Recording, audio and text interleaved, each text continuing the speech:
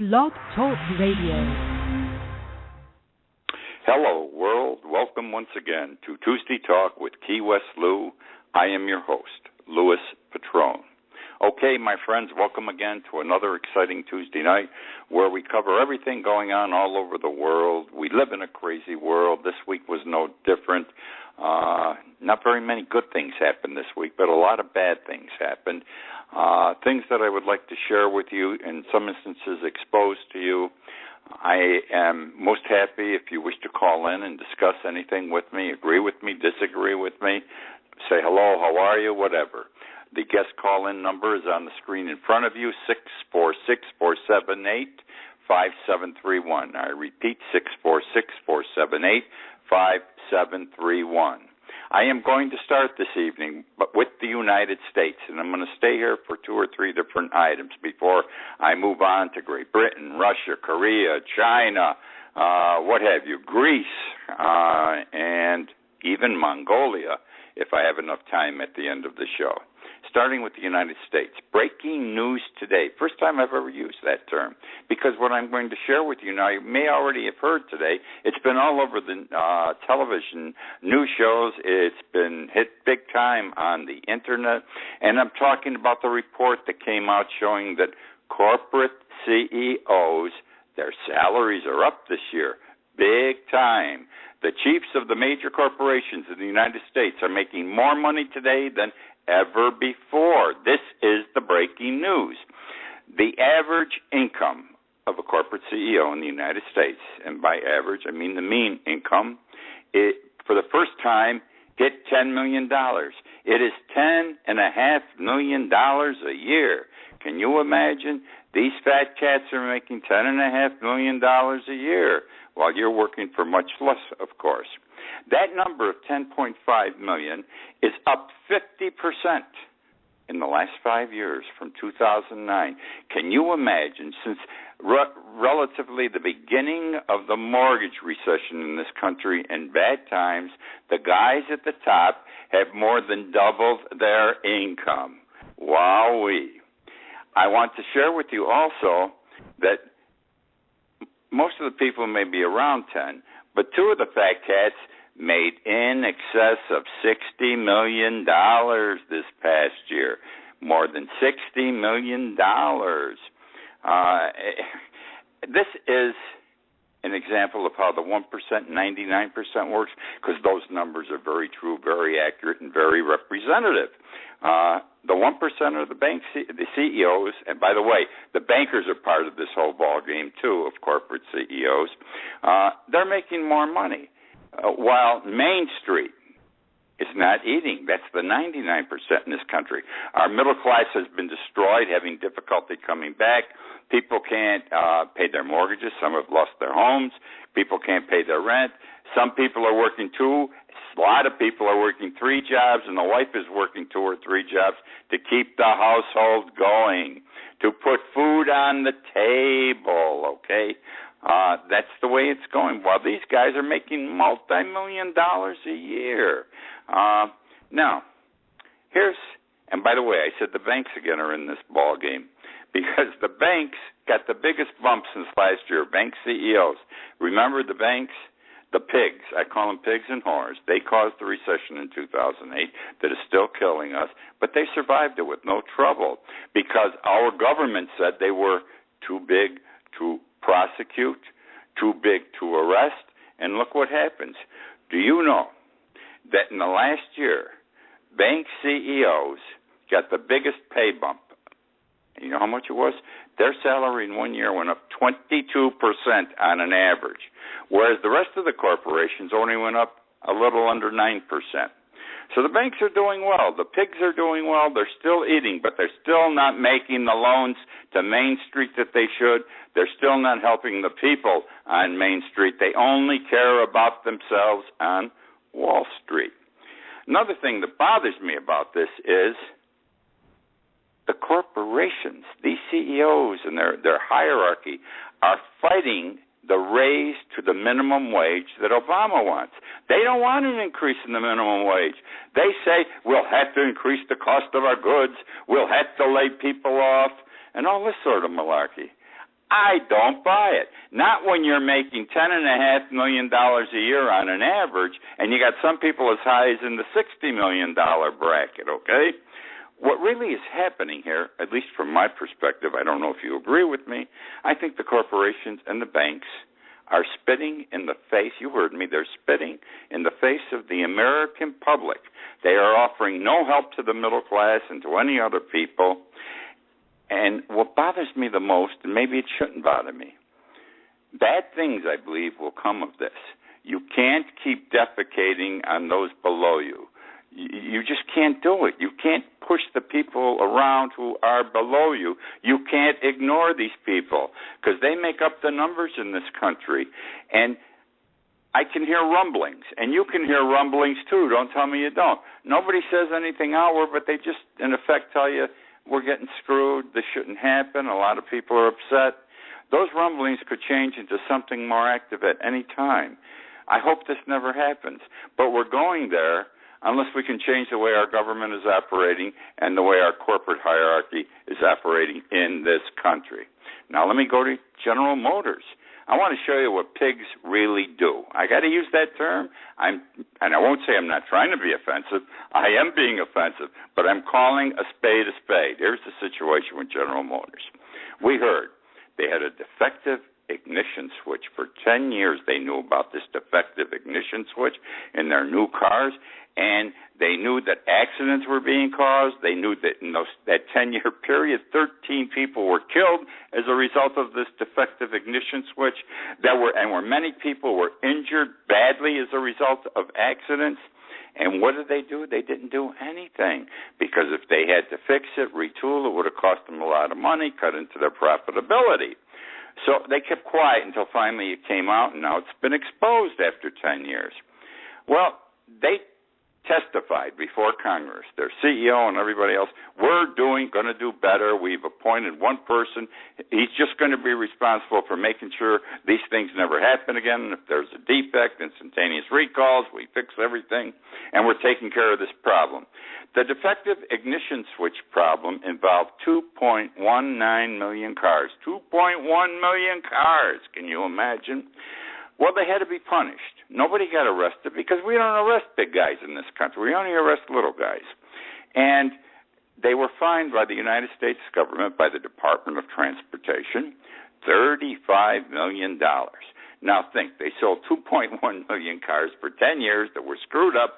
They knew it, made a hell of a lot of money, much more than $35 million, and that's a drop in the bucket to their profit factor here. But they paid the fine. And the $35 million, by the way, was the largest amount that they could be penalized. You couldn't get a nickel more because the law says it's limited to $35 million. Well, here's what's happening. This whole thing blew 3 or 4 months ago. It came out, and everything supposedly was resolved about 4 or 6 weeks ago. They paid their fine. They appeared before Congress and mea culpa. I'll never do it again. And what do you think came out this past week? So far, of the 2.1 million cars, do you know how many have been fixed? 47,000. Only 47,000 out of more than 2 million defective cars have been repaired.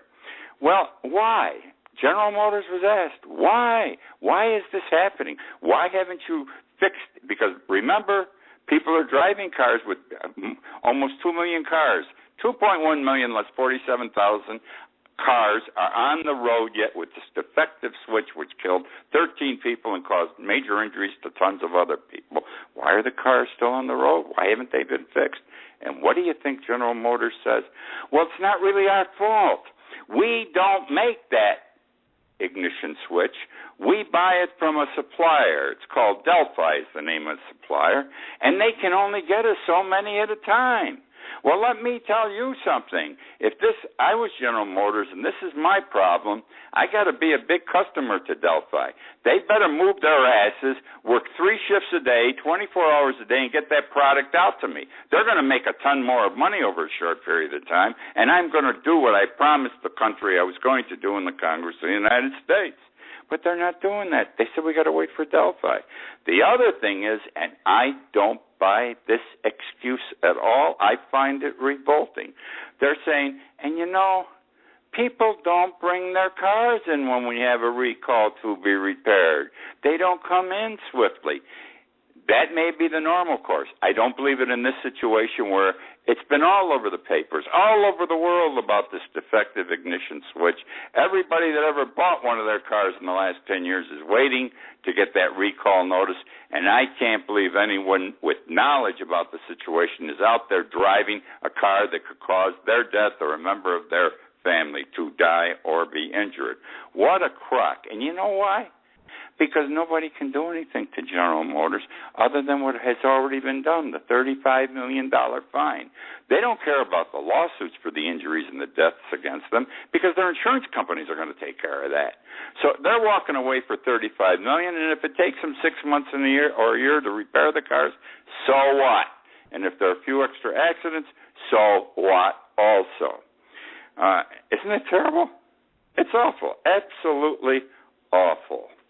Now, let's go on to two other companies in the United States. And I want to share this with you to show you things are not as good as everyone says in this country.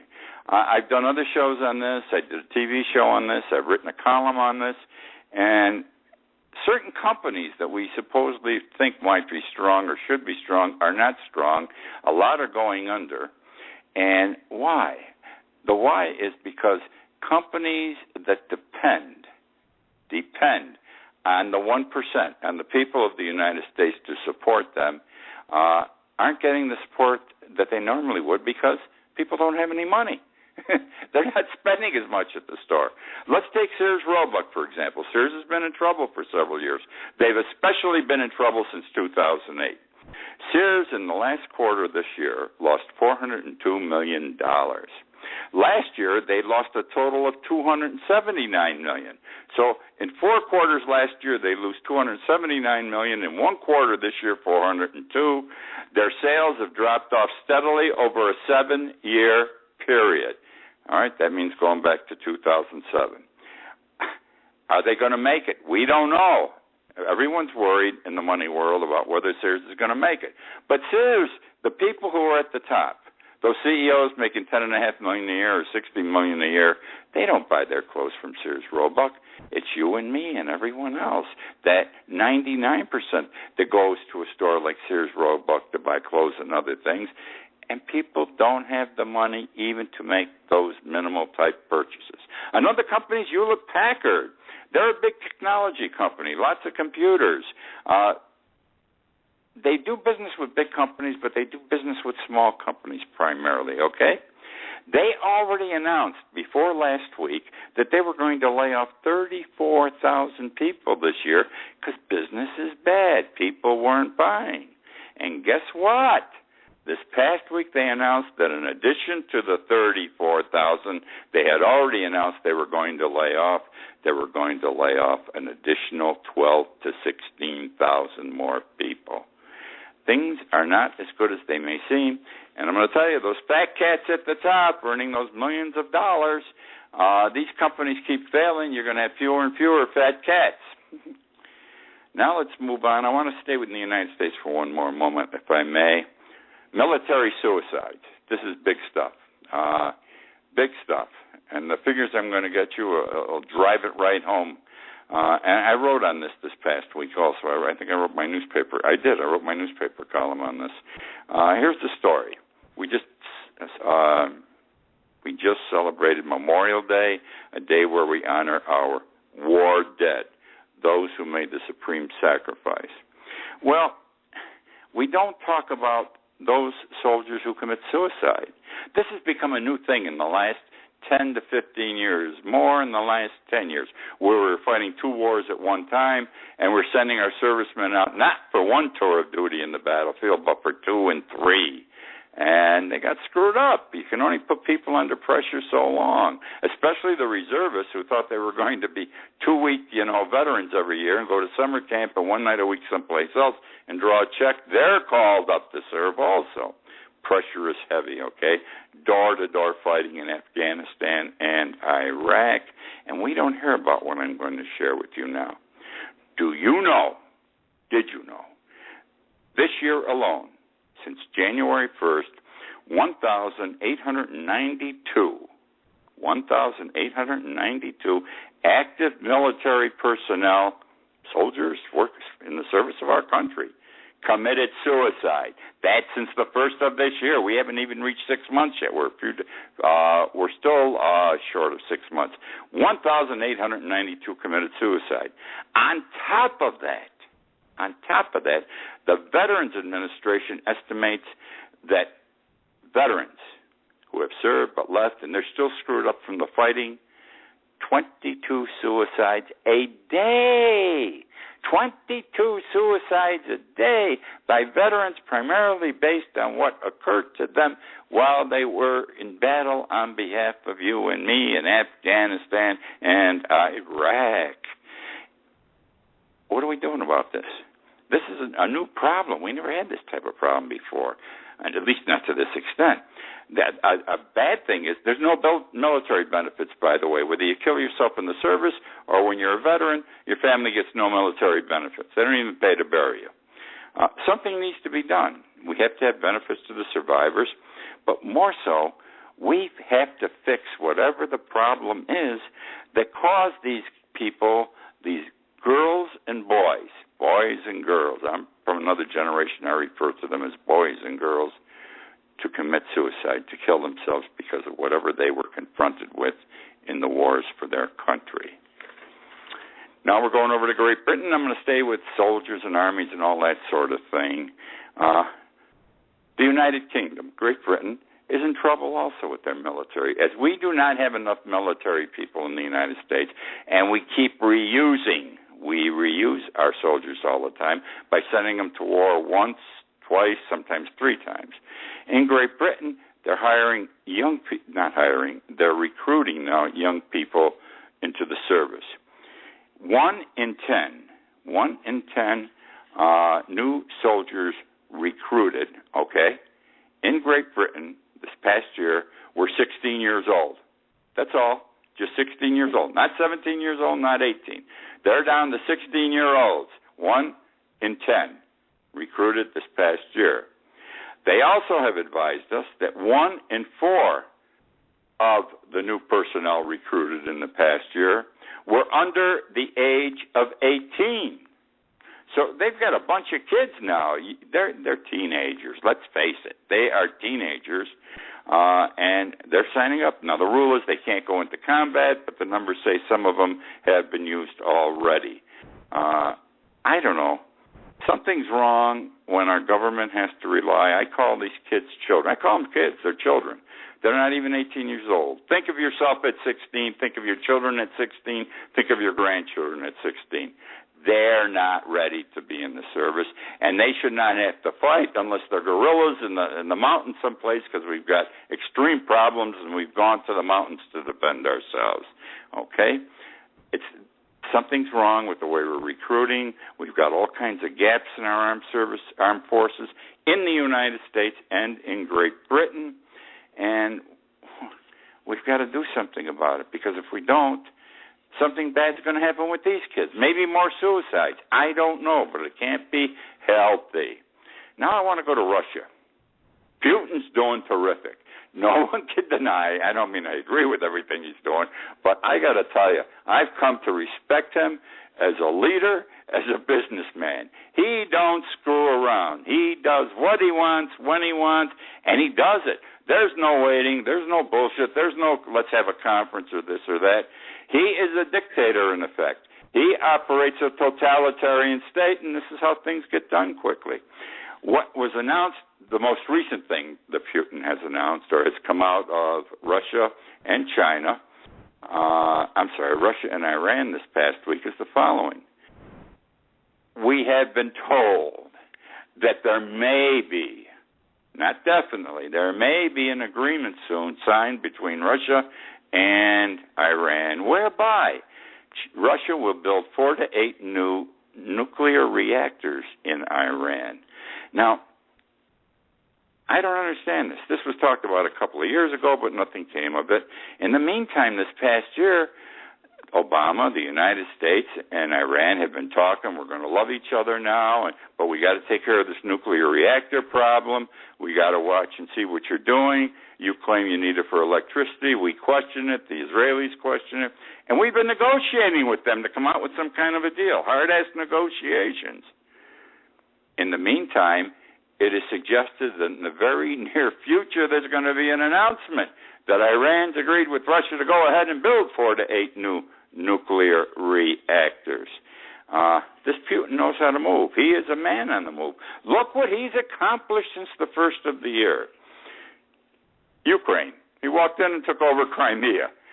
And what has anyone done to him so far? Nothing. He made the gas deal with North Korea.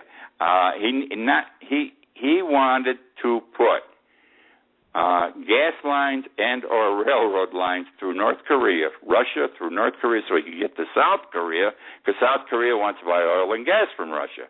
Understand that the biggest moneymaker for Russia, 75% of its income, Russia, is gas and oil exports. But they got to get it to these other countries. And notice what he's done. While we're worrying about Europe, and we've tried to block him out and put in sanctions on him, he's turned his back and said, okay, I'll go to the east. I'm going to Asia now. You guys futz around with Europe. I'm going to the new country, the new market, Asia, and he's doing good. Now, he had to get through North Korea. They weren't on that friendly terms. North Korea owes a lot of money to Russia. He forgave 90% of the debt, just like that, billions of dollars, for permission to put that thing through, the natural gas pipeline or a railroad. Amazing what he's accomplished, okay? And then the biggest thing was what? Last week, 2 weeks ago, the announcement that China and Russia had signed an agreement, a 30-year contract for $400 billion. China needs gas. Where are they going to get it? They're going to get it from Russia. What a contract. Now, do you think China's ever going to vote against anything Russia wants or turn their back on Russia? These two have been solidified. They may have danced together in the past, but we thought China was going to come with us on certain things. They are now solidified. Who's going to stop him? How is Putin going to be stopped? We're not going to get help from the other European countries. I'll tell you why. Russia supplies a great percentage of gas to European countries. A friend of mine in Italy wrote to me an email and said, my God, don't do anything to Russia because we need their gas. Italy gets 60% of its gas from Russia, and if we don't get their gas, I can't cook. That's simple. It's a basic. And the people in France and in England, they don't want any of this stuff, any fights with Russia. They say, yeah, they're bad boys. They shouldn't have done what they did in Ukraine, Crimea, but that's the way it goes. We'll let them keep it. We'll forgive and forget. But please, we're not really going to stand with the United States on anything major against Russia. Obama, in the meantime, he's got a hot potato here to deal with. The problem with Obama is he must do something. You don't have to go to war, though you can send troops in. I don't know what the solution is, sharper negotiations, but what's happening and what the European people are saying too, Obama talks the talk, but he does not walk the walk. He talks the talk, but he does not walk the walk. It started with Syria. Once this red line was crossed, we were going in. We didn't go in. I'm happy we didn't go to war, But Russia and Assad have gotten away with murder, in effect, over there, and we did not stand up to the word which our president gave. We've got to do something, because we can't let Putin continue as he is. He is a bully. He's going to keep doing until somebody stops him. Then he'll stop. He'll say, look all I accomplished. I got away with murder, and he'll take a break for a couple of years. But if we don't do something, he's going to keep going. And someday, in the near future, could end up in a major war. This is a tough situation to resolve. I don't know the answers. I don't get paid to know the answers. It's above my pay grade. But my president and my government better do something, and something right, because I think they're doing wrong right now. They're not being assertive enough. Let's go now to the Euro Union. The greatest mistake that ever occurred to Europe, forming this Euro Union. They were all pigs. They were going to loan money to each other through a bank they were going to form, and everyone would prosper. The only one that's really prospered is Germany, and Germany's got tons of money in the Euro Union Bank, and much of the money loaned to the countries that can't pay back, like Greece, Turkey, Spain, Italy, is German money, okay? Now, I laugh when I say this. I've been to Greece twice for long periods of time. I've been to Europe a lot lately, and it's all the same what's going on. These countries can't pay. They know they can't pay. Germany knows they can't pay, but Germany knows that if they don't get paid back, Germany's going to be in trouble because they loan the money out, and if they don't get paid, they're in economic distress. So that's why they play the banker role hard ass and say you must pay. So here's the new rule the European Union came out that we all missed. It came out as of last January 1. The gross product. The Euro Union has ruled that every member must include on its financial statements income from all activities. Now listen to what I'm going to say, regardless of their legality, which means, and this is specifically in whatever the Euro Union passed for January 1, it includes monies from drugs, prostitution, and smuggling. In other words, they don't even get the tax on most of these countries. They don't have a handle on the illicit gains. They know millions and billions are made off the drug industry. Prostitution's big all over Europe. They have 10, 12-story buildings, former apartment buildings, loaded, one operation with prostitutes in every apartment. Smuggling. So they're going to cook the books. We want you to show. We want you to estimate. What happens in 2 or 3 years when the money doesn't come in? They're saying cook your books now because it will look better and we may be able to extend your loans and things like that based upon your phony financial statements which show you are making more money. A fraud on everybody. And the Euro Union is cutting their own throat here. It's a temporary solution. They're saying again, cook your books, my friends. We know it. We don't care. You know, desperate people do desperate things. Desperate nations do desperate things. Spain already started this in January when it was time to do it. They're cooking their books already. Italy begins October 1st. Boy, I got some things to tell you on Greece. Greece announced this week that they want to sell 110 of their best beaches to pay off their Euro Union debts, to pay back Germany, in effect. They want to sell 110 of their best beaches. They're going to privatize them and want to sell them. I think this is wild. I think this is horrible. This is terrible. In 2010, though, guess what? Angela Merkel, the head of Germany, said, and the leaders of the German government, they said, you people are going bankrupt. You must pay your debts, and we want you to sell the Acropolis, the Parthenon, Corfu, Mykonos, Santorini, and even my little island, the Mykonos, they listed them. Sell them to get money to pay your obligation to us. Well, it didn't fly. Can you imagine they want Greece to sell the Acropolis and the Parthenon? I can't believe it. But let me tell you what happened. People come out of the woodwork. Donald Trump said, I want to buy Crete. Mark Zuckerberg of Facebook said, I want to buy Corfu and Mykonos. Jay-Z wanted to buy Rhodes, and Taylor Perry said, I want to buy Acropolis.